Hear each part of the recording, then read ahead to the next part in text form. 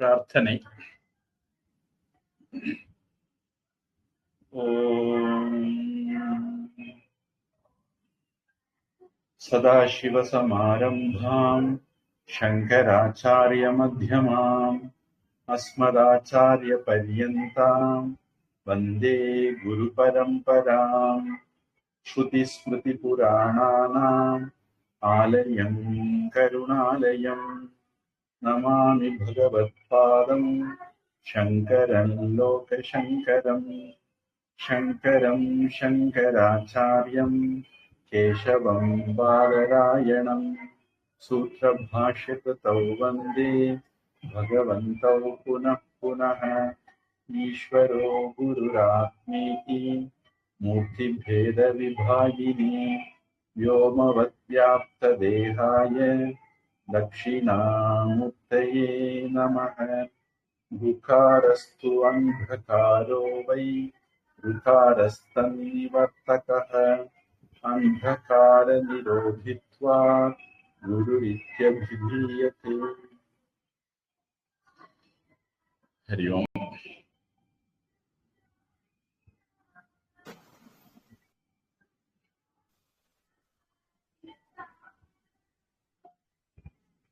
நம்ம வகுப்பு flight take off ஆகிறது மாதிரி ஒருவேளை இருக்கலாம். முதல்ல மெதுவா ஓடி, அப்புறம் கொஞ்சம் வேகமா ஓடி, அப்புறம் மேலே எழும்பி, அதுக்கு பிறகு ஸ்டடி ஆகி,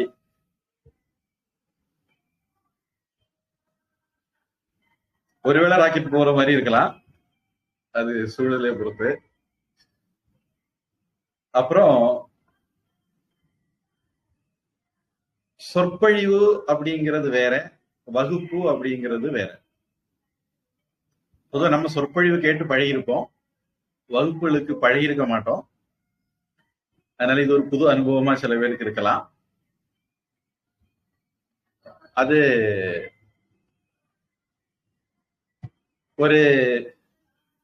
ஒரு மண்டலம் 60 நாள் சபரிமலைக்கு மேல அப்படித்தானே, ஒரு மண்டலம் கிளாஸ் கேட்டுக்கிட்டே இருந்தீங்க அப்படின்னா நாள் பட உங்களுக்கு ஒருவேளை பழம் வகுப்புன்னா என்ன அப்படிங்கிறது புரிய வரும். அதனால அதுக்கு நீங்க பழகிறதுக்கு கொஞ்சம் அவகாசம் எடுத்துக்க வேண்டியதுதான். ஒரு 4 கதையை சொல்லி சுவாரஸ்யமா சொல்லிட்டு டைம் பாஸ் பண்ணிட்டு போகிறது மாதிரி வகுப்பு இருக்காது. அப்புறம் பகவத்கீதை தினமும் படிக்கிறது அப்படிங்கிறது நமக்கு இப்போதைக்கு தினமும் படிக்கிறது மாதிரி எனக்கு நேரம் இல்லை, படிப்பிக்கிறது மாதிரி. ஆனா தினமும் படிக்கிறது அப்படிங்கிறது ரிஷி யஜ்ஞம் அப்படிங்கிறதுல வரும். நம்ம பின்னாடி இதை பத்தி விரிவா பார்ப்போம்.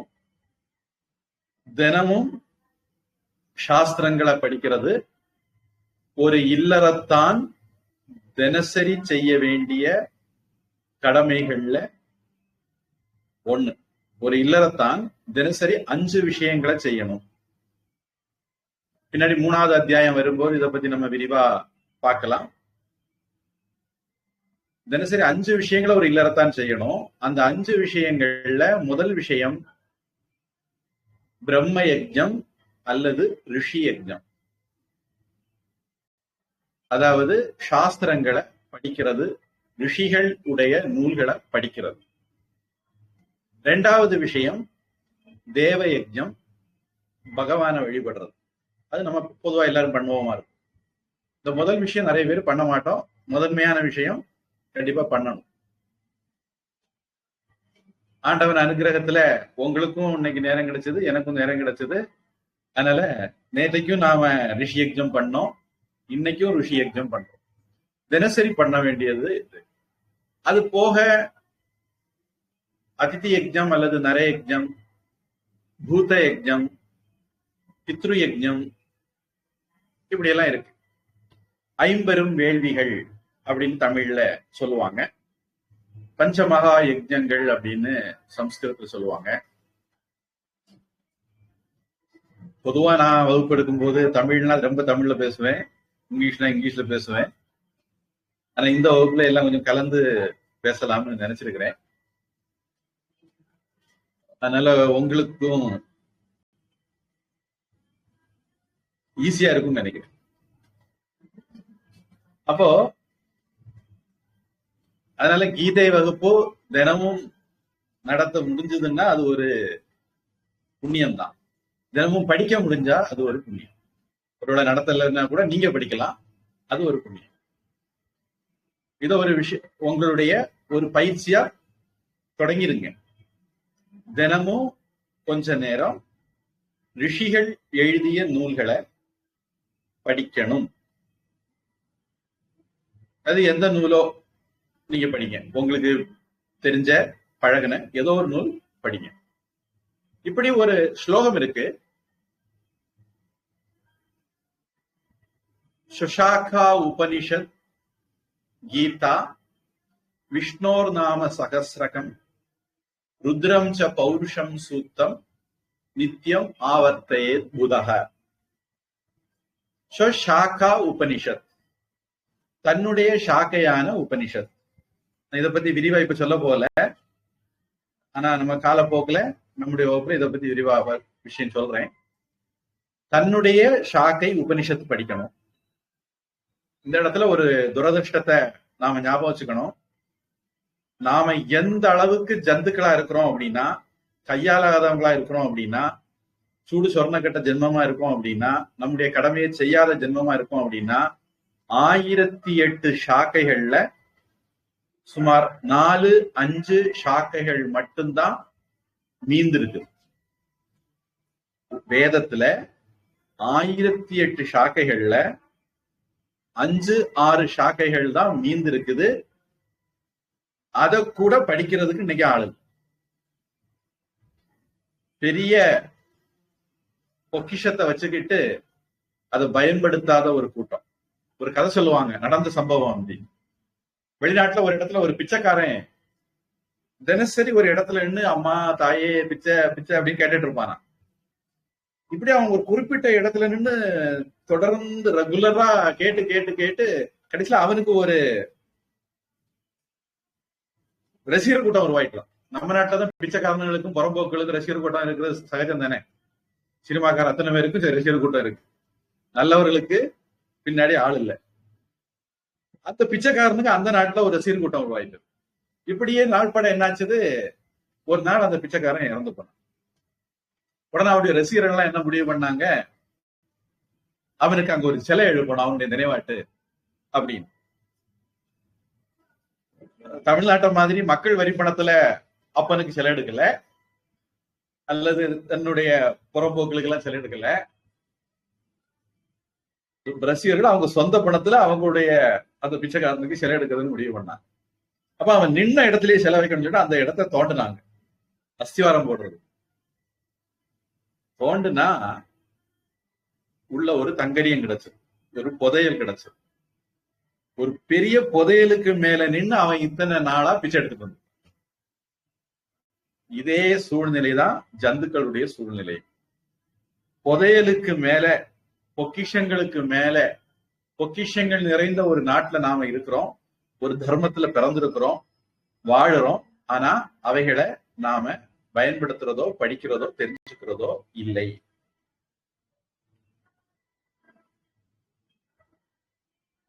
அப்படி நிறைய சாக்கைகள் இழந்துட்டோம்.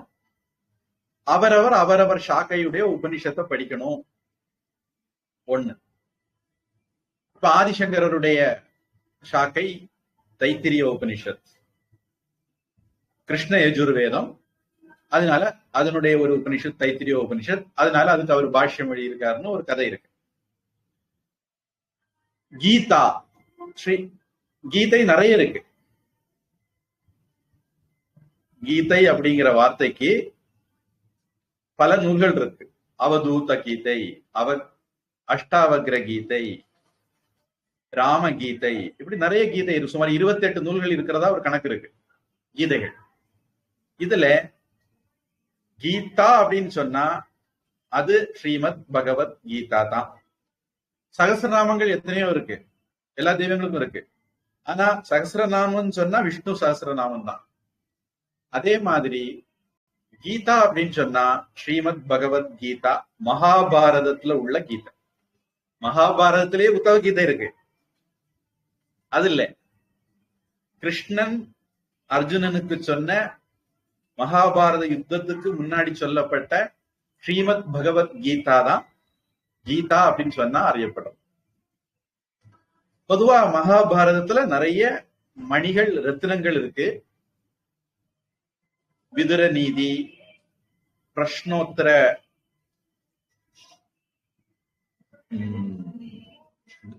யக்ஷ பிரஷ்னம், சனத் சுஜாதீயம், விஷ்ணு சகஸ்ரநாமம், சிவ சகஸ்ரநாமம், இது எல்லாமே மகாபாரதத்தில் உள்ள ரத்னங்கள். இதுல சனத் சுஜாத்தியம் ஒருவேளை நீங்க கேள்விப்பட்டிருக்க மாட்டீங்க. மகாபாரதம் 5வது வேதம்னு சொல்லப்படுது. அப்ப 4 வேதம் இருக்கணும்.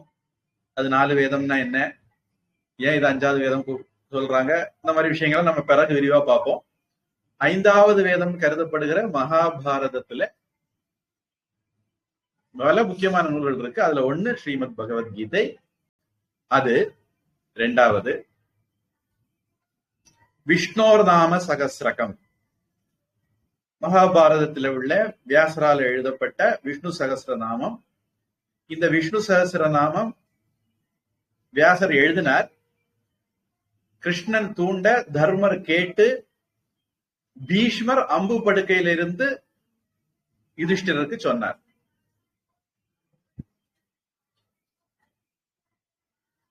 அதே மாதிரி கிருஷ்ணன் பீஷ்மர் கேட்க அவருக்கு சொல்லிக் கொடுத்தது சிவ சகஸ்ரநாமம்.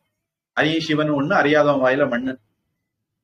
விஷ்ணு சிவன் சண்டை போடுறவங்களுக்கு இது ஒரு பாடம். அப்ப அந்த விஷ்ணு சகஸ்ரநாமம் தினமும் படிக்க வேண்டிய நூல்கள்ல ஒண்ணு. அடுத்து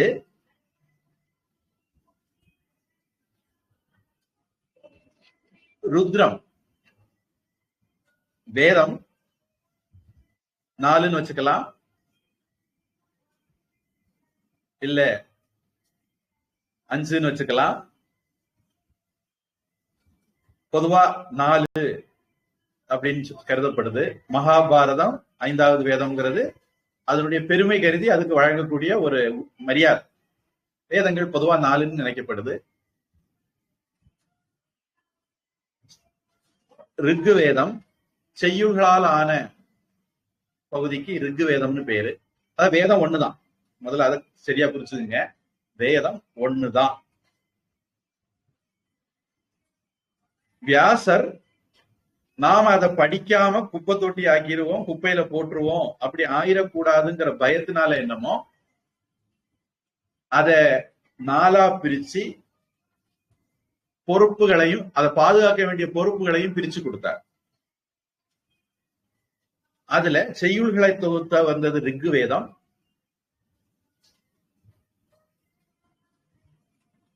உரைநடைய தொகுத்து வந்தது யஜுர்வேதம். பாடல்களை தொகுத்து வந்தது சாம வேதம். பிராயோகிக மந்திரங்களை தொகுத்து வந்தது அதர்வண வேதம். இதுல யஜுர்வேதத்தை சுக்ல யஜுர்வேதம், கிருஷ்ண யஜுர்வேதம்னு பிரிப்போம். அது ஏங்கிறதுல பிறகு ஏதோ காலப்போக்கில் சொல்றேன். இந்த கிருஷ்ண யஜுர்வேதம் வேதத்துக்கு நடுநாயகமா இருக்குன்னு எடுத்துக்கலாம். அந்த கிருஷ்ண யஜுர்வேதத்துல நடுநாயகமா இருக்கிறது சதபத பிராமணம். அந்த சதபத பிராமணத்துல நடுநாயகமா இருக்கிறது ருத்ரம். அந்த ருத்ரத்துல நடுநாயகமா இருக்கக்கூடிய மந்திரம் தான் ஓம் நம சிவாய. சிவனுக்கு ஒரு 300 நாமங்கள் வருது. அதுல ஒரு நாமம் ஓம் நம சிவாய. அதனால சைவ சம்பிரதாயத்துல வேதத்துக்கு நடுநாயகமான மந்திரம் நம சிவாயன்னு சொல்லுவாங்க. அந்த ருத்ரம் படிக்கணும். சமகம், புருஷ சூக்தம். பொதுவா அது விஷ்ணு சம்பந்தப்பட்டதுன்னு கருதப்படுது. பொதுவா பூஜைகள் எல்லாம் அதிகம் பயன்படுத்தப்படக்கூடியது. விஸ்வரூபத்தை பகவான் எங்கும் நிறைந்திருக்கிறார்னு சொல்லக்கூடியது. அந்த புருஷ சூக்தம். இப்படி 5 நூல்கள் தினசரி ஒருத்தன் படிக்கலாம் அப்படின்னு ஒரு ஸ்லோகம் சொல்லுது. சுஷாக்கா உபனிஷத் கீதா விஷ்ணோர் நாம சகசிரகம் ருத்ரம் ச பௌருஷம் சூக்தம் நித்தியம் ஆவர்த்தயேத் புதக. ஒரு அறிவாளி அப்படின்னா அவன் 5 படிக்கணும். உழைக்க தெரிஞ்சவன் அப்படின்னா உழைக்கணும்னு நினைக்கிறவன் இந்த 5 படிக்கணும் அப்படின்னு சொல்லப்பட்டது. அதுல நான் அந்த அப்படி சொல்லப்பட்ட பெருமை உள்ளதுல கூட கீதையை நாம படிக்கிறோம்ன்றது பெரிய விசேஷம். இல்ல உங்களுக்கு தெரிஞ்ச ரிஷிகள் எழுதுன எந்த கிரந்தம் வேணாலும் நீங்க படிச்சுக்கோங்க. அதனால கீதை படிக்கிறது, தினசரி படிக்கிறது அப்படிங்கிறது ரொம்ப ஒரு உத்தமமான காரியம் அப்படிங்கிறத ஞாபகம் வச்சுக்க. அப்படி ஒரு வாய்ப்பு கிடைக்கிறது நமக்கு பூர்வ ஜென்ம புண்ணியத்தினால்தான் கிடைக்கும். சங்கரர் சொல்றார் விவேக சூடாமணியில, ஜந்தூனாம் நரஜென்ம துர்லபம் அத பும்ஸ்துவம் அத மகாபுருஷ சம்ஸ்ரயக. இந்த உலகத்துல ஒரு மனுஷனா பிறக்கிறது அப்படிங்கிறதே பெரிய புண்ணியம். அப்படி பிறந்து ஆன்மீக பாதையில வருது அப்படிங்கிறது இன்னும் பெரிய புண்ணியம். அதுக்கும் மேல நல்லவர்களுடைய தொடர்பு, சத் சங்கம், மகாபுருஷருடைய தொடர்பு கிடைக்குங்கிறது இன்னும் பெரிய புண்ணியம் அப்படிங்கிறாங்க. அதனால நமக்கு பகவத்கீதைய கேட்கறதுக்கான ஒரு வாய்ப்பு கிடைச்சது ஒரு பெரிய புண்ணியம். தினசரி அதை பண்ண முடிஞ்சால் நல்லது. அது ரிஷி யஜ்ஞத்துல வருது. ஒரு இல்லறத்தான் தினசரி செய்ய வேண்டிய 5 கடமைகள்ல ஒண்ணு.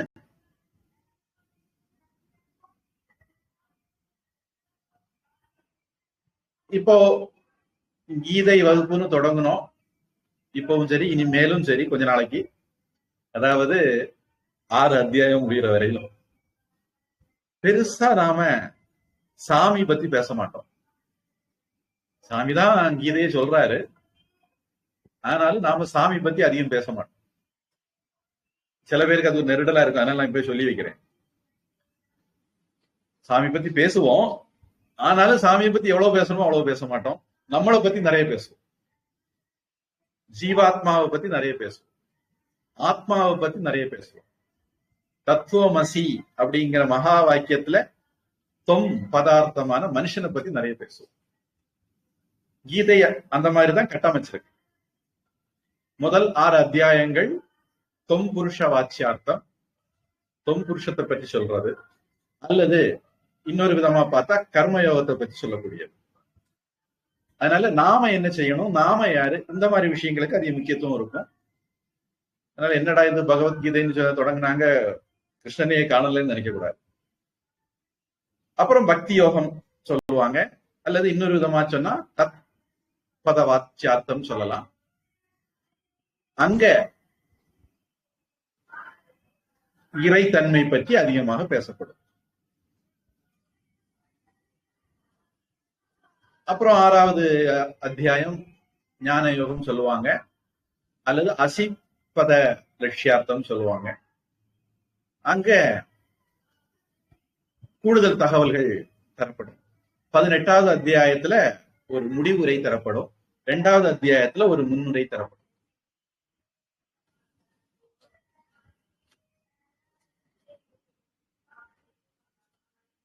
கீதை நமக்கு நிம்மதியா வாழ்றதுக்கு நிறைய டிப்ஸ் தரும்னு சொன்னேன். போன வகுப்புல ஒரு டிப்ஸ் சொன்னேன். எத்தனை பேர் அதை கவனிச்சிக்கன்னு தெரியாது. நாம பாக்குறது, நாம தெரிஞ்சுக்கிறது சரியா இருக்கணும் கட்டாயம் கிடையாது. நாம நினைக்கிறபடியே இருக்கணும் கட்டாயம் கிடையாது அப்படின்னு சொன்னேன். அதுல இருந்து நமக்கு புரிஞ்சுக்க வேண்டிய டிப்ஸ் என்ன அப்படின்னா, நான் இப்படி நினைக்கிறேன், சரியா இருக்கலாம், தப்பா இருக்கலாம். நான் இப்படி புரிஞ்சிருக்கிறேன், சரியா இருக்கலாம், தப்பா இருக்கலாம். நாம் பிடிச்ச முயலுக்குத்தான் 3 காலு அப்படின்னு நினைக்க கூடாது. இந்த உலகம் மித்யா. நாம பார்க்கிறது எல்லாம் மித்யா, தோற்றம். அதனால அது உண்மையா இருக்கணும் கட்டாயம் இல்லைங்கிறதுனால, நம்ம நினைச்சதுக்கு மாறா இருக்கலாம், பாக்குறதுக்கு மாறா இருக்கலாம், கேட்கறதுக்கு மாறா இருக்கலாங்கிறதுனால, நாம் பிடிச்ச முயலுக்கு 3 காலு அப்படிங்கிற சுபாவத்தை நாம விடணும். அது கொஞ்சம் அகங்காரத்துல இருந்தும் வரும். இந்த பயிற்சி பண்ணும்போது நம்முடைய அகங்காரமும் குறையும், நம்முடைய பிடிவாதம் குறையும், நமக்கு ஒரு ஆப்ஜெக்டிவ்னஸ் வரும். இத பயிற்சி பண்ணா அடுத்தது 2வது ஒரு டிப்ஸ். ஒரு இடத்துக்கு போவோம். நான் நினைக்கிறேன் சரியா இருக்கலாம், தப்பா இருக்கலாம். நான் இப்படி புரிஞ்சுக்கிறேன், சரியா இருக்கலாம், தப்பா இருக்கலாம். நான் இப்படி செய்யறேன், சரியா இருக்கலாம், தப்பா இருக்கலாம். எல்லாத்துக்கூடையும் சரியா இருக்கலாம், தப்பா இருக்கலாம் அப்படிங்கிற ஒரு கேஸ போட்டா அந்த தன்மைக்கு ஆப்ஜெக்டிவ்னஸ் அப்படின்னு பேர். அதுக்கு நம்ம 3வது மனுஷனா ஒதுங்கி நின்று பாக்குறது, 3வது மனுஷனா பாக்குறதுன்னு சொல்லலாம், இல்ல பிரச்சனைகள் காரியங்கள் இருந்து ஒதுங்கி நின்று பாக்குறது அப்படின்னு சொல்லலாம். இதை இன்னர் லீஷர் அப்படின்னு கூட சொல்லுவாங்க, ஆப்ஜெக்டிவ்னஸ் அப்படின்னு சொல்லுவாங்க. ஆப்ஜெக்ட் அப்படின்னா நமக்கு முன்னாடி இருக்கிற ஒரு பொருள், அது நாம இல்ல. இதை பத்தியெல்லாம் நாம போக போக நிறைய விரிவா பார்ப்போம். இது அடுத்தது நாம டெவலப் பண்ண வேண்டிய பகுதி ஆப்ஜெக்டிவ்னஸ். இப்போ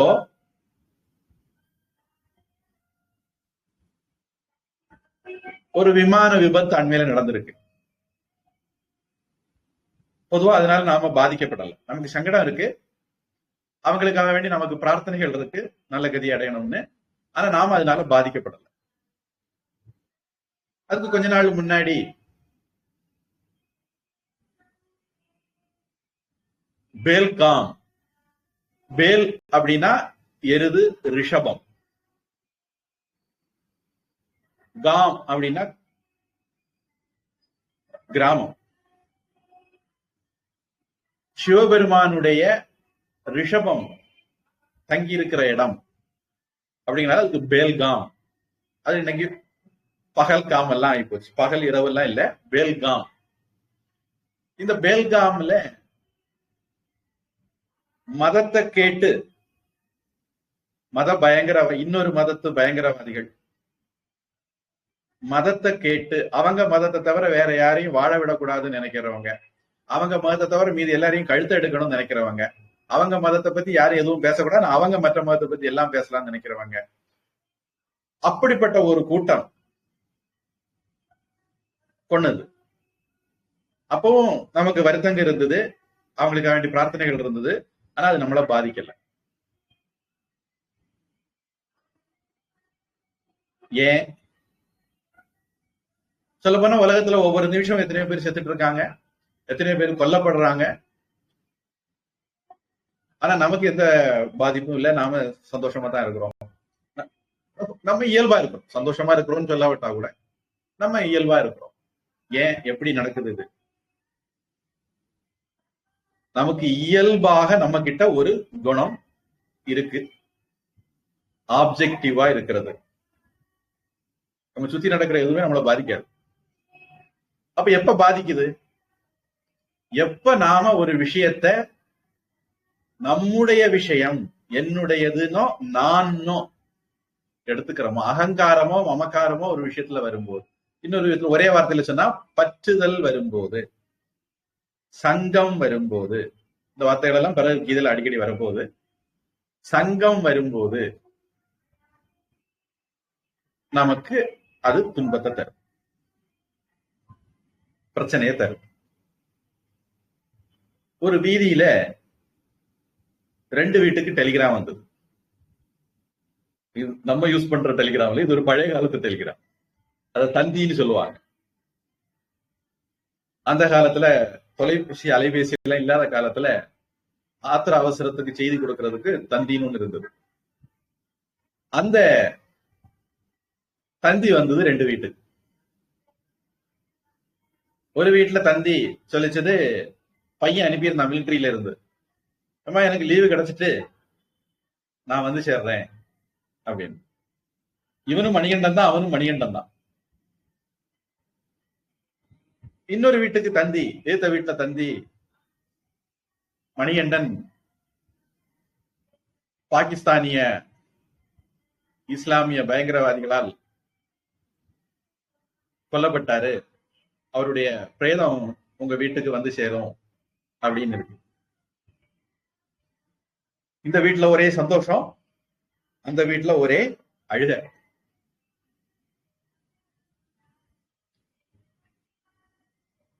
கொஞ்ச நேரம் ஆகுது. அந்த வீட்டு பையன் அந்த வீட்டுக்கு உயிரோட வரான். இந்த வீட்டு பையன் பணமா வரான். போஸ்ட்மேன் தந்திய மணிகண்டன் வீடு மாறி கொடுத்துட்டார். இப்போ அழுதுட்டு இருந்த வீடு சந்தோஷமாகுது, சந்தோஷமா இருந்த வீடு அழுகுது. இந்த மாற்றம் ஏன் நடந்தது? என்னுடையவர்களுக்கு ஒரு விஷயம் நடந்தது அப்படிங்கிற உணர்வு இருந்தால், நான் எனதுங்கிற எண்ணம் இருந்தால், சங்கம் இருந்தால், பற்றுதல் இருந்தால், ராகத்வேஷங்கள் இருந்தால் நாம நிம்மதியா வாழ முடியாது. அப்ப நமக்கு ஆப்ஜெக்டிவ்னஸ் இருந்தால்தான் நாம நிம்மதியா வாழ முடியும்.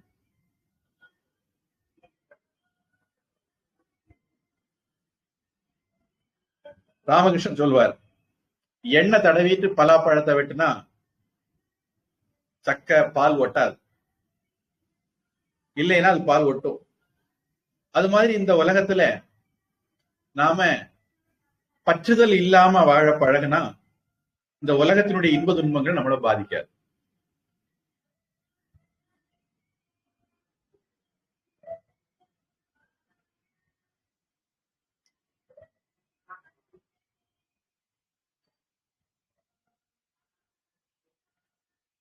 இப்போ இப்படி தடவர எண்ணெய்க்கு தான் ஞானம்னு பேரு. நான் யாரு, கடவுள்னா யாரு, உலகம்னா யாரு, இத பற்றிய உண்மைகளை தெரிஞ்சுக்கிறதுக்கு தான், தெரிஞ்சுக்கிறது மூலமாகத்தான் நமக்கு இந்த பக்குவம் வரும். இந்த உண்மைகளை சொல்லக்கூடியது வேதாந்தம், தத்துவ நூல்கள், கீதை அது மாதிரி ஒரு நூல்.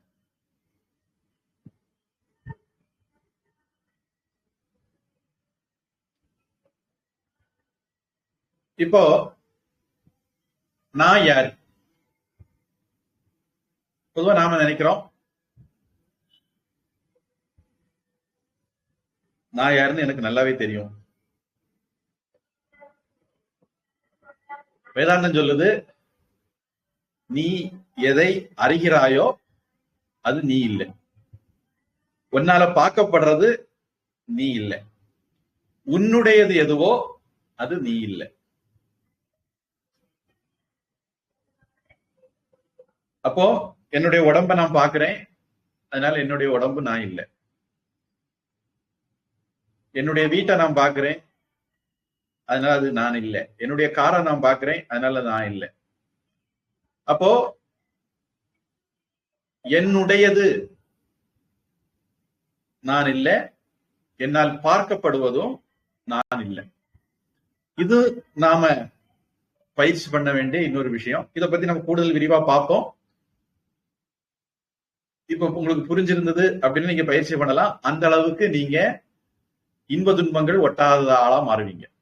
இந்த இடத்துல இன்னொரு விஷயம் சொல்லிடுறேன். சில பேருக்கு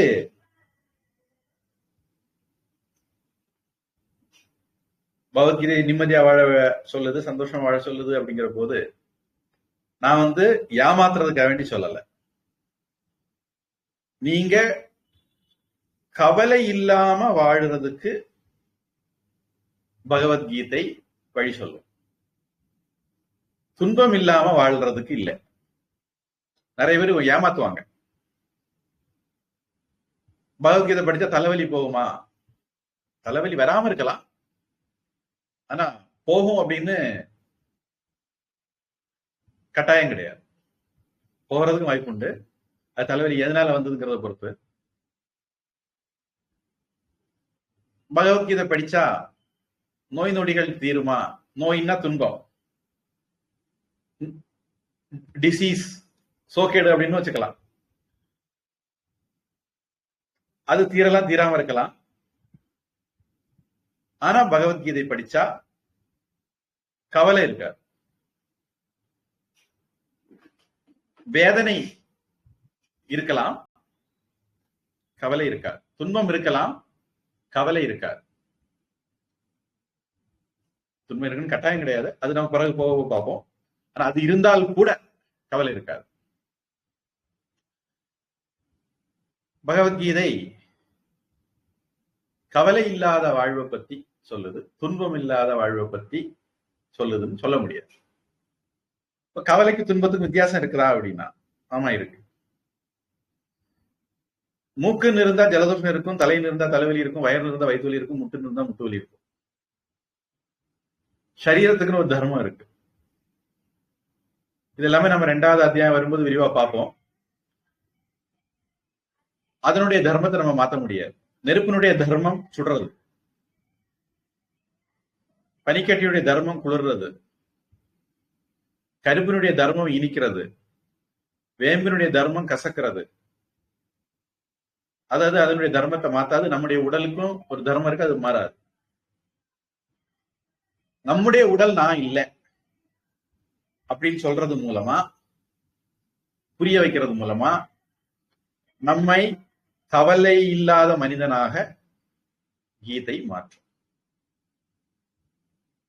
அதனாலதான் கீதை தொடங்கும் போதே இப்படி தொடங்குது.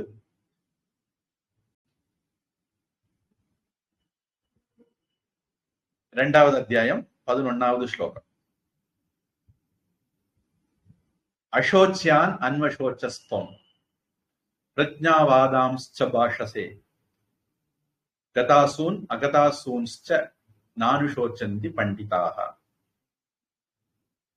இப்படிதான் கீதை ஆரம்பிக்குது. நீ கவலைப்பட தேவையில்லாத விஷயத்தை பத்தி கவலைப்படுற. அறிவாளி ஒரு நாளும் கவலைப்பட மாட்டான்.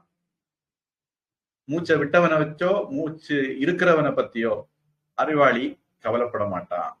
ஆனா நீ அறிவாளி மாதிரி பேசுற, அறிவாளி மாதிரி பேசுற, ஆனா நீ அறிவாளி இல்லை. பகவான் உபதேசத்தை முடிக்கும் போது 18வது அத்தியாயம் 66வது ஸ்லோகம் நினைக்கிறேன். சர்வ தர்மான் பரித்யஜ்ய மாமேகம் சரணம் व्रज அகம் துவா சர்வ பாபேभ्यः மோக்ஷயிஷ்யாமி மா சுச்ச.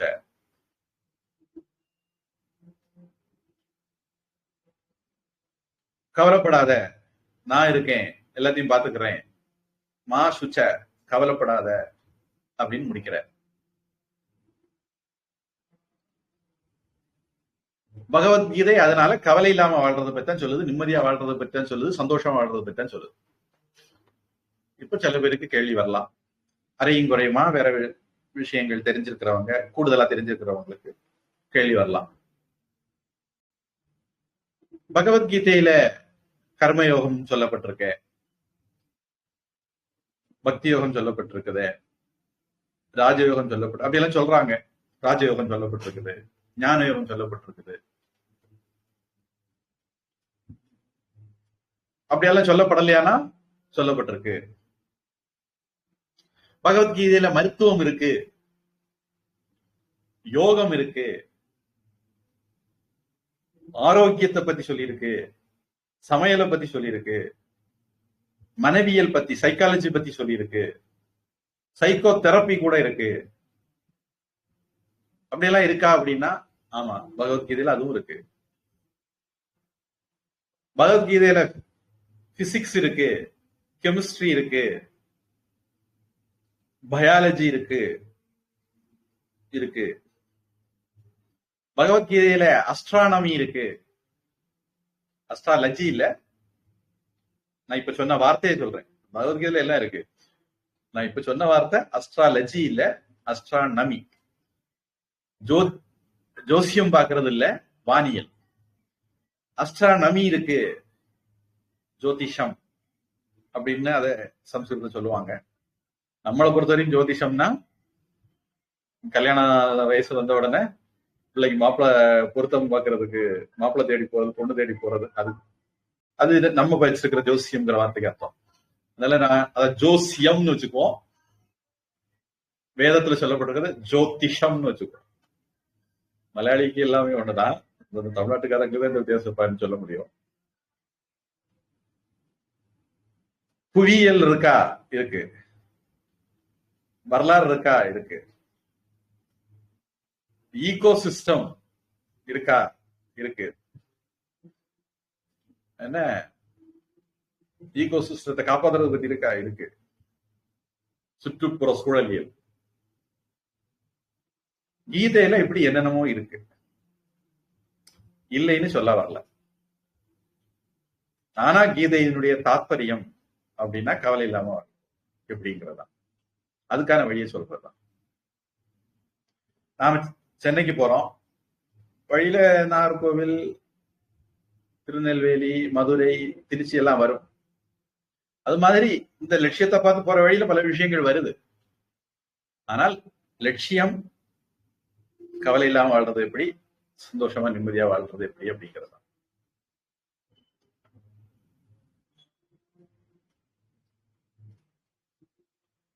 அதனால என்ன, நம்ம பல பேருக்கும் கீதை கூட இதுக்கு முன்னாடி கூட அறிமுகங்கள் இருக்கும். அந்த அறிமுகங்கள் ஒரு விதமா இருக்கும். கீதை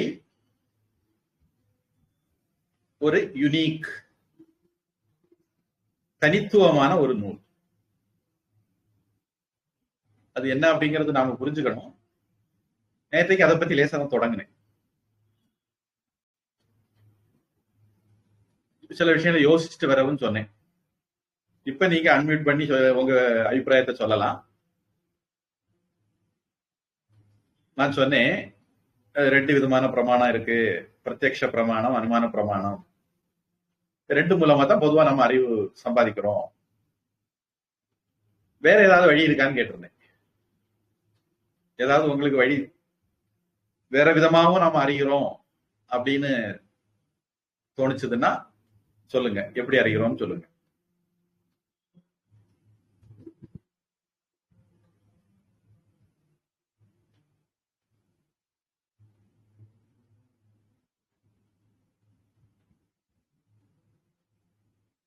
ஜெனடிக்ஸ் அந்த பஞ்சேந்திரியங்கள்ல வருமா?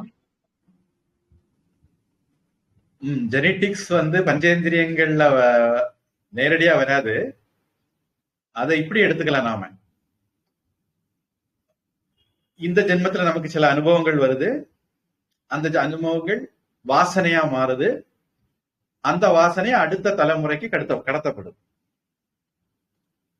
அந்த விதத்துல அது ஒரு விதமான பிரத்யக்ஷ அறிவு தான். ஜீன்கள் மூலமாக வாசனைகளாக, சம்ஸ்காரங்களாக கடத்தப்படும். நாம அதை சம்ஸ்காரம், வாசனைகள் சொல்லுவோம். இன்னைக்கு சயின்ஸ் ஜெனடிக்ஸ், ஜீன்ஸ் சொல்லுது. அது ஒரு இன்ஹியரண்ட் நாலேஜ் நமக்கு உள்ளேயே. அதாவது இப்போ ஒரு போன் வாங்குறோம், அதுல ஆண்ட்ராய்டோ, விண்டோஸோ, இல்ல லினக்ஸோ ஆப்ரேட்டிங் சிஸ்டம் இருக்கும், ஓஎஸ் சொல்லுவாங்க. ஒரு கம்ப்யூட்டர் வாங்குறோம், ஆப்பிளோ, விண்டோஸோ, லினக்ஸோ, இந்த மாதிரி ஒரு ஆப்ரேட்டிங் சிஸ்டம் இருக்கும், ஒரு பேசிக் சாப்ட்வேர் அதுல இருக்கும். அது மாதிரி நம்முடைய ஜீன்ஸ், இத விதின்னு சொல்லலாம். அடுத்து அதை பேஸ் பண்ணி நாம கூகுள் பிளே ஸ்டோர்ல போய், ஒரு உதாரணத்துக்கு ஆண்ட்ராய்டு போனா இருந்தா கூகுள் பிளே ஸ்டோர்ல போய் நமக்கு தேவையான ஆப், டெலிகிராம் எல்லாம் போட்டுக்கும். இது மதின்னு சொல்லலாம். அந்த மாதிரி ஒரு கம்பேரிசன்ல ஜெனடிக்ஸ் பெட்டரா இருக்கும். அது ஒரு இன்ஹிரண்ட் நாலேஜ், விதி, ஒரு சம்ஸ்காரத்தோட நம்ம பிறக்கிறோம். அது முன்னாடி சம்பாதிச்சு வச்சிருக்கிற அறிவு, முன் ஜென்மங்களுடைய அறிவுன்னு வச்சுக்கலாம். ஆக்சுவலா முன் ஜென்மத்தை சில பேர் ஒத்துக்க மாட்டாங்க. முன்ஜென்மம் ஒண்ணு உண்டு அப்படிங்கிறதுக்கு அருமையான உதாரணம் இந்த ஜெனட்டிக்ஸ் தான். பிறந்த குழந்தைகள், அது மிருக குட்டிகளா இருந்தாலும் சரி, மனுஷ குட்டிகளா இருந்தாலும் சரி, அம்மாட்ட போய் பால் குடிக்குது. அது எல்கேஜி யூகேஜி போய் படிக்கல, காலேஜில் போய் படிக்கல. முன்ஜென்ம சம்ஸ்காரத்தினால, வாசனையினால அது அதை செய்யும். அதனால ரொம்ப தெளிவு, முன்ஜென்மம்னு ஒண்ணு உண்டு அப்படிங்கிற. வேற யாருக்காவது ஏதாவது அபிப்பிராயம் இல்ல உங்களுக்கு?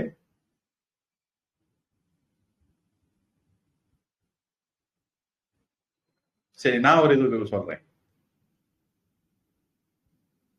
அம்மா தீயில விரல வைக்காத மக்கா சுடுன்னு சொல்றாங்க. நான் இந்திரியங்கள் மூலமாக பார்க்கல, பிரத்யக்ஷம் இல்லை, நான் யூகிக்க முடியாது, அனுமானம் இல்லை. அம்மா சொல்றாங்க தீயில விரல் வைக்காத மக்கா சுடுவோம் அப்படின்னு.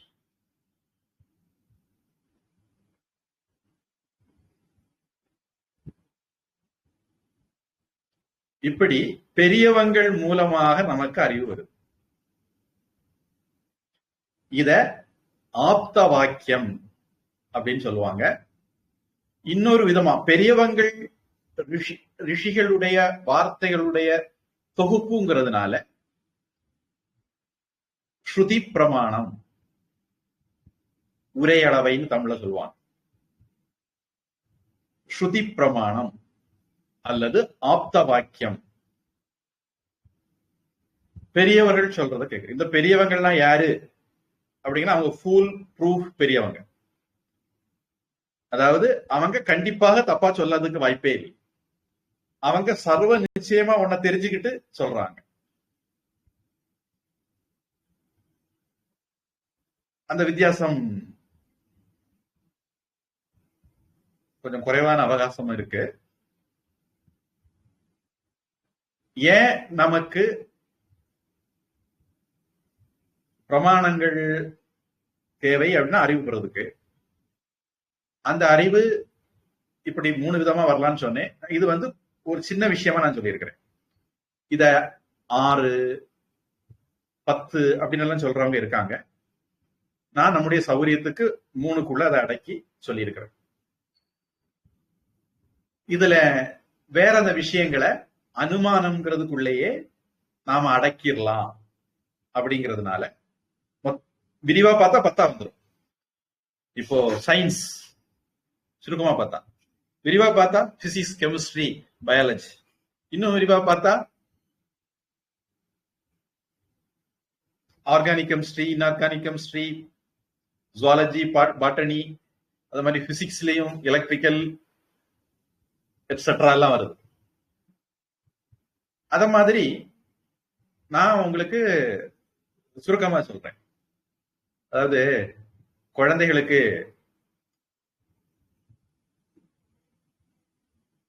இட்லி கொடுக்கறதுன்னா அதை நல்லா மசிச்சு கொடுப்பாங்க. அந்த மாதிரி பொதுவா நம்முடைய வகுப்புல நாம நிறைய விஷயங்களை ரொம்ப லைட்டா எளிமையா தான் சொல்ல முயற்சி பண்ணுவோம். அதனால உங்களுக்கு நான் 3ஆ சொல்லியிருக்கிறேன்.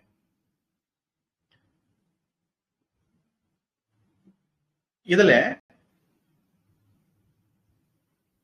2 விதமாக மட்டும் நமக்கு அறிவு வர்றதில்ல, 3 விதமாக, 3வது ஒரு விதமாகவும் வருது.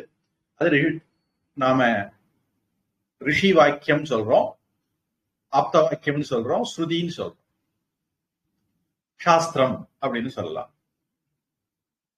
பகவத்கீதை அந்த இடத்துல வருது. இந்த இடத்துல நம்ம புரிஞ்சுக்கிறது ஒரு முக்கியமான ஒரு விஷயம் இருக்கு. அதுக்கு நம்ம பிரமாணம்னா என்னன்னு கொஞ்சம் அலசணும். அவ்வளவு அவகாசம் இருக்கான்னு தெரியல. அதனால முதல்ல நான் உங்களுக்கு ஏதாவது கேள்விகள் இருந்தா எடுத்துக்கிறேன். அதுக்கு பிறகு நேரம் இருந்ததுன்னா நாம கூடுதலா பிரமாணங்களை பத்தி அலசி ஆராய்வோம். நாம பிரமாணங்களை பயன்படுத்துறதுல எந்த அளவுக்கு பிரமாணங்களை நம்பலாம்,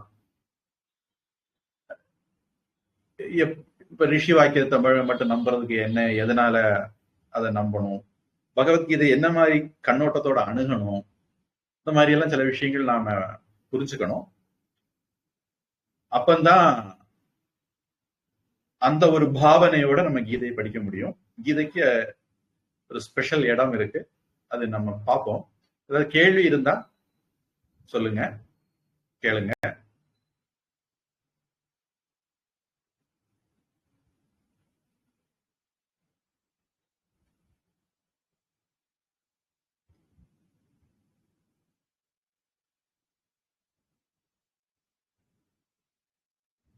கேள்வி இல்லை அப்படின்னா பெரியவங்கள்ட்ட இருந்து நமக்கு கிடைக்கக்கூடியதும் நம்மளோட ஹியரிங், நம்ம காது பஞ்சேந்திரியத்துல ஒன்னும் வழியா தானே அதுவும் வருது. அதாவது இத வந்து சப்த பிரமாணம்ங்கிற ஒரு வார்த்தையில கூட சொல்லுவாங்க. ஆனா அது செவி அறிவு இல்லை. இதுக்கு இன்னொரு பேர் இருக்கு, சப்த பிரமாணம். ஸ்ருதி பிரமாணம், ரிஷி ஆப்த வாக்கியம், இந்த மாதிரி பேர்களுக்கு கூட சப்த பிரமாணம்ங்கிற வார்த்தையும் இருக்கு. ஆனால் அது செவி அறிவு அல்ல. அது நம்ம பிரமாணங்களை பத்தி இன்னும் கூடுதல் அனலைஸ் பண்ணும்போது ஒருவேளை அது தெளிவாகும், ஏன் அது அப்படி இல்லைன்னு சொல்றோம் அப்படின்னு. வேற ஏதாவது கேள்வி இருக்கா?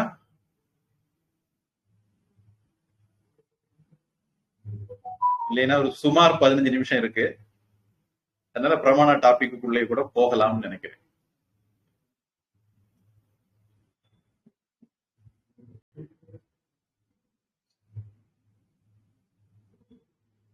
நமக்கு முதல்ல இருக்கிற பிரமாணம் பத்துமா? இந்த பிரமாணம் போதுமா? இந்த பிரமாணத்தை எவ்வளவு நம்ப முடியும்?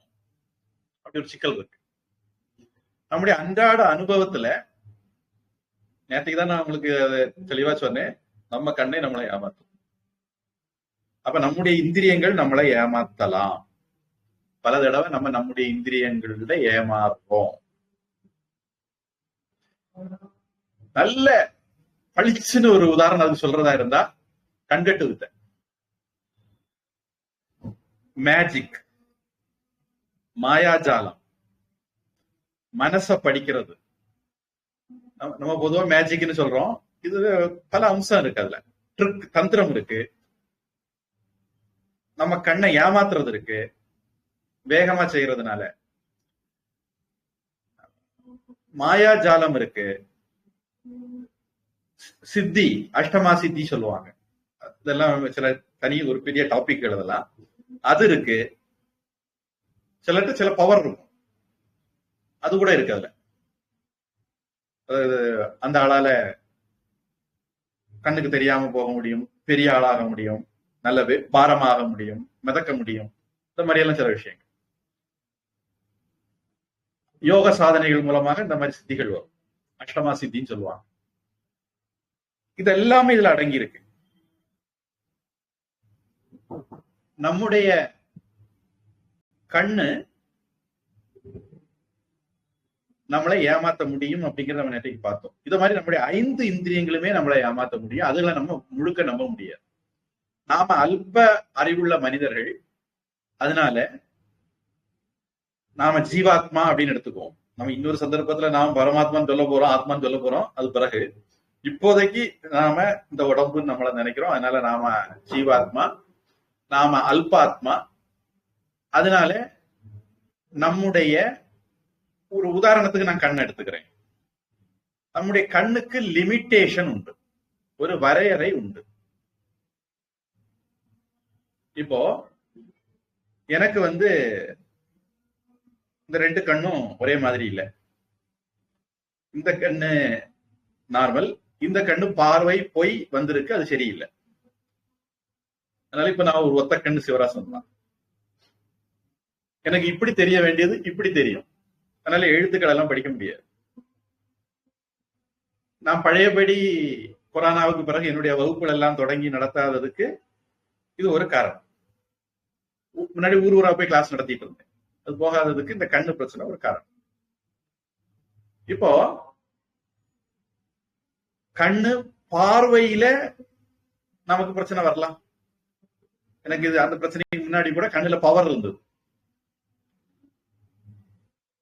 இனி சிலருக்கு நிறக்குருடு உண்டு. அப்ப இந்திரிய குறைபாடுகள், இந்திரியங்களுடைய லிமிட்டேஷன். கண்ணுல நமக்கு ரொம்ப பளிச்சுன்னே தெரியும், சில பேருக்கு கண்ணாடி போட்டுக்கணும். இனி அந்த கண்ணை மைக்ரோஸ்கோப் வழியா பார்த்தா அந்த கண்ணுடைய பவர் இன்க்ரீஸ் ஆகுது, டெலஸ்கோப் வச்சு பார்த்தா அந்த கண்ணுடைய பவர் இன்க்ரீஸ் ஆகுது, கூட்டி குறைக்க முடியுது. இனி சிலருக்கு கண்ணே தெரியறது இல்ல, சிலருக்கு ரெண்டா தெரியுது. இத்தனை பிரச்சனைகள் ஒரு கண்ணுல இருக்கு. இனி இந்த கண்ணா பாக்குது அப்படின்னா கண்ணுக்கு புரிஞ்சுக்கிற திறமை கிடையாது. கண்ணு ஒளிய கிரகிக்குது, அவ்வளவுதான். கண்ணு உண்மையிலே செய்கிற வேலை ஒளிய உள்வாங்கி உள்ள அனுப்பு. ஒரு போன் கேமரா என்ன பண்ணுமோ அதான் பண்ணும். கண்ணுடைய வேலை அவ்வளவுதான், ஒரு கேமராவுடைய வேலை தான். அது ஆப்பிள பாக்குறது இல்ல, ஆரஞ்ச பாக்குறது இல்ல, வாழைப்பழத்தை பாக்குறது இல்ல, இட்லிய பாக்குறது இல்ல, தோசையை பாக்குறது இல்ல. அது ஏதோ கொஞ்சம் ஒளிய அனுப்புது. இந்த ஒளி மனசுக்கு போகுது. மனசு இது கயரா பாம்பா அப்படின்னு யோசிக்குது. கண்ணுல அனுப்பப்பட்ட ஒளி, இது நம்ம நாட்டு சயின்ஸ். மாடர்ன் சயின்ஸ் என்ன வேணாலும் உளறிட்டு போட்டோம், நான் நம்ம நாட்டு சயின்ஸ் சொல்றேன். உள்ள போகிற ஒளிய கண்ணு, மனசு இது கயரா பாம்பா அப்படின்ட்டு யோசிக்குது. உடனே அது புத்திக்கு டிரான்ஸ்பர் பண்ணு. இதெல்லாம் கண்ணிமிக்க நேரத்தில் நடக்குது. புத்திக்கு டிரான்ஸ்பர் பண்ணுது. புத்தி அந்தால அதனுடைய ஒரு ஸ்டோரேஜ் இருக்கு.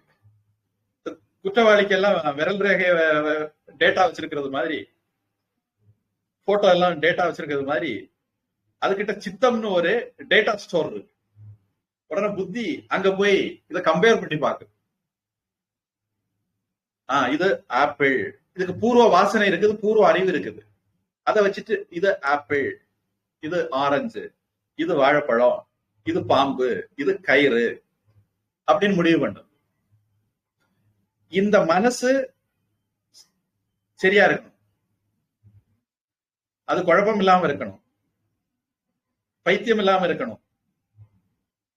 கண்ணுக்கு எப்படி குறைபாடுகள் லிமிட்டேஷன் உண்டு, அதே மாதிரி மனசுக்கும் உண்டு, அதே மாதிரி புத்திக்கும் உண்டு, அதே மாதிரி சித்தத்துக்கும் உண்டு. இது எல்லாமே லிமிட்டேஷன் உள்ளது. அப்ப கண்ணு மூலமா நமக்கு வரக்கூடிய அறிவு ஒரு complete knowledge, full proof knowledge அப்படின்னு சொல்ல முடியாது. இது ஒரு அம்சம். இது ஒரு அம்சம். அடுத்தது இன்னொரு அம்சம் ஆகும். இந்த பிரமாணம்ங்கிறதுல இதெல்லாம் ரொம்ப முக்கியம். அப்பதான் கீதையினுடைய எஃபெக்ட், வெயிட் தெரியும் நமக்கு. இப்ப இது என்னது கலர்?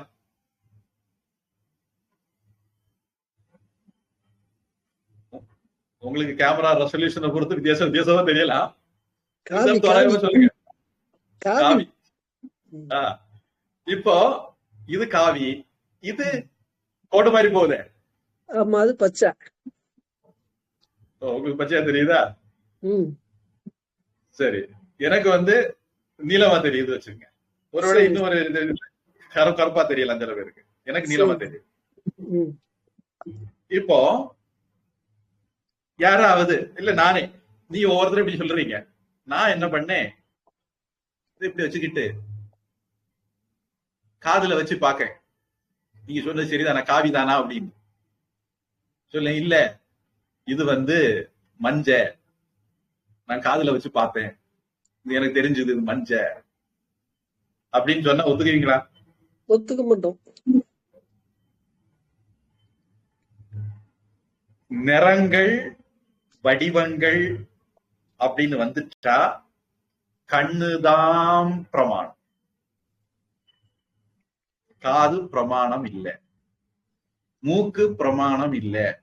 மூக்கு ஒரு பிரமாணம், ஆனா இந்த ஏரியாவில அது பிரமாணம் ஆகாது.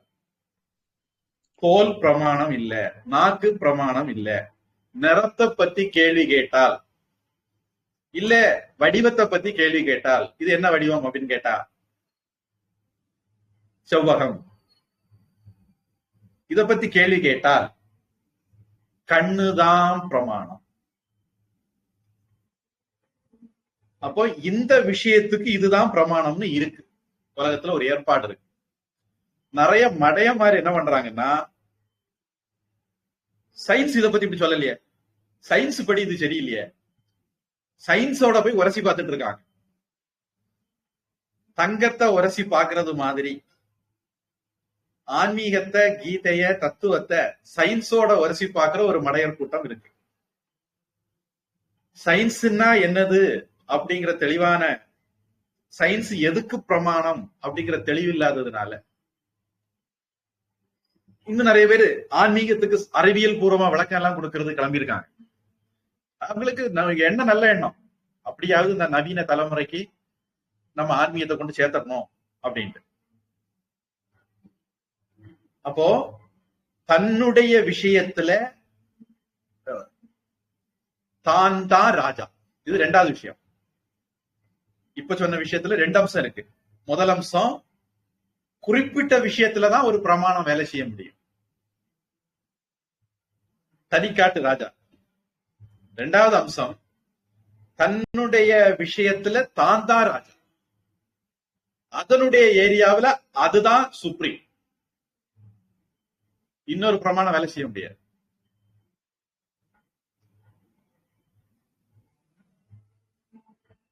பகவத்கீதை, சாஸ்திரங்கள், சப்த பிரமாணம், ஸ்ருதி, ஆப்த வாக்கியம் எப்படின்னா, அதுக்கு நாம ஒரு டெபினிஷன் கொடுக்கிறோம், அபூர்வதா.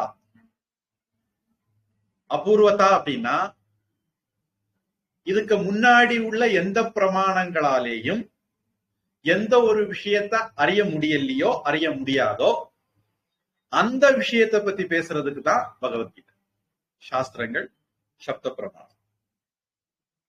கண்ணு மூலமா ஒரு விஷயத்த தெரிஞ்சுக்க முடியும் அப்படின்னா அது கண்ணுடைய ஏரியான்னா, அதுல பகவத்கீதைக்கு பிரமாணம், பிராமாண்யத்துவம் கிடையாது. இது என்ன நிறம் அப்படின்னு கேட்கறது கேட்டா, நான் பகவத்கீதையை புரட்டி பார்த்துட்டு சொல்றேன்னு சொல்லக்கூடாது. தன்னுடைய விஷயத்துல தான் தான் ராஜா, தனக்குன்னு ஒரு பகுதி, ஸ்பேஸ், ஏரியா உண்டு. அந்த ஏரியால மட்டும்தான் ஒரு பிரமாணம் செயல்படும். இந்த பிரமாணத்தை பத்தி புரிஞ்சுக்கும் போது இது ரொம்ப முக்கியமான ஒரு விஷயம். அதனால பகவத்கீதை, சாஸ்திரங்கள், சப்த பிரமாணம்னு மற்ற பிரமாணங்களுக்கு எட்டாத, புரிஞ்சுக்க முடியாத ஒரு விஷயத்தை பத்தி சொல்றதுக்காக பிரவர்த்திக்க கூடியதுதான் சாஸ்திர பிரமாணம். அதனால அதுக்கு அபூர்வதா அப்படின்னு ஒரு டெபினிஷன் கொடுக்கிறோம். அபூர்வத்தானா வேறு பிரமாணங்களுக்கு எட்டாத விஷயத்தை சொல்லக்கூடியது. மனோ வாச்சாம் அகோச்சரம், வாக்கு மனங்களுக்கு எட்டாததை பத்தி பேசுறதுக்கு. ஐந்து இந்திரியங்களையும் எங்க பயன்படுத்த முடியாதோ. இதுல இன்னொரு விஷயம் ஒரு வரியில சொல்லி முடிக்கிறேன், தொடர்ந்து கூடுதல் விவரங்கள் அடுத்த வகுப்பு பார்ப்போம். பிரத்யக்ஷ பிரமாணத்துக்கு உட்பட்ட விஷயங்கள் தான், அந்த சப்போர்ட்ல தான் அனுமான பிரமாணம் வேலை செய்யும். நான் மழை பெய்யும் போது ரோடு நனைகிறத பாக்குறேன், இன்னொரு நாள் காலையில எழுப்பி ரோடு நனைஞ்சுக்கிறத பார்க்கும்போது நேற்றைக்கு மழை பெய்திருக்கலாம்னு நினைக்கிறேன். நெருப்புல இருந்து புகை வர்றத பாக்குறேன், அதனால மலையில புகைய பார்த்துக்கிட்டு, நேற்றைக்கு நான் லேசா சொல்லிட்டு போனேன் இந்த விஷயத்த, மலையில புகை எறிஞ்சா நெருப்பு வருதுன்னு. மலையில புகைய பாக்குறேன், நெருப்போட சேர்ந்து புகைய பார்த்திருக்கிறேன், அதனால அங்க நெருப்பு இருக்கலாம்னு யூகிக்கிறேன். அப்ப ஏற்கனவே இருக்கக்கூடிய டேட்டா அடிப்படையில தான் அனுமானம் வேலை செய்யும், பிரத்யக்ஷ பிரமாணத்தினுடைய சப்போர்ட்ல தான் அனுமானம் வேலை செய்யும். பிரத்யக்ஷ பிரமாணம் இல்லாம அனுமானம் வேலை செய்ய முடியாது. இந்த மாதிரி சில நுட்பமான விஷயங்கள் இருக்கு. அதனால பகவத்கீதை சொல்ற விஷயத்த சயின்ஸ் கொண்டு நான் உரசி பார்க்கிறேன், கண்ணு கொண்டு உரசி பார்க்கிறேன், காது கொண்டு உரசி பார்க்கிறேன், அனுமானம் கொண்டு உரசி பார்க்கிறேன் அப்படின்னு கிளம்ப கூடாது. பகவத்கீதை சொல்ற விஷயத்துல பகவத்கீதை தான் ராஜா. அது அதனுடைய ஏரியா. அதுதான் அதை நமக்கு புரிய வைக்க முடியும், விளக்க முடியும். அதனால பகவத்கீதையும் அந்த சாஸ்திர ட்ரெடிஷன்ல வர்றதுனால, வேத உபனிஷத ட்ரெடிஷன்ல வர்றதுனால அதுவும் ஒரு சப்த பிரமாணம். பகவத்கீதை ஒரு பிரமாணம், அறிவை, அதுவும் ஒரு அறிவை கொடுக்குது. மற்ற பிரமாணங்களால தரப்படையாத ஒரு அறிவை கொடுக்க போகுது. அப்படிங்கிறதோட இந்த ஒரு சுலபமா நிறைவு பண்ணுவோம். பிரார்த்தனை. ஓம் வான்கில் வழாது பெய்க, மலிவளஞ்சுரக்க, மன்னன் கோன்முறை அரசு செய்க, குறைவிலாது உயிர்கள் வாழ்க, நான்மறை அறங்கள் ஓங்க, நற்றவம் வேள்வி மல்க, மேன்மைக்குள் சைவ நீதி விளங்குக உலகமெல்லாம். வாழ்க அந்தணர் வானவர் ஆனினம், வீக தன் புனல் வேந்தனும் ஓங்குக, ஆழ்க தீயதெல்லாம் அரணாமே சூழ்க, வையகம் துயர்தீர்கவே. ஹரிஹி ஓம் தத்சத். சர்வம் பிரம்மார்ப்பணமஸ்து. ஸ்ரீ கிருஷ்ணார்ப்பணமஸ்து. ஹரி ஓம். ரெக்கார்டிங் நீங்க ஆரம்பிச்சீங்கன்னு நினைக்கிறேன் இல்லையா? பாக்குறேன், ஸ்டாப் ரெக்கார்டிங் கொடுத்து பாக்குறேன்.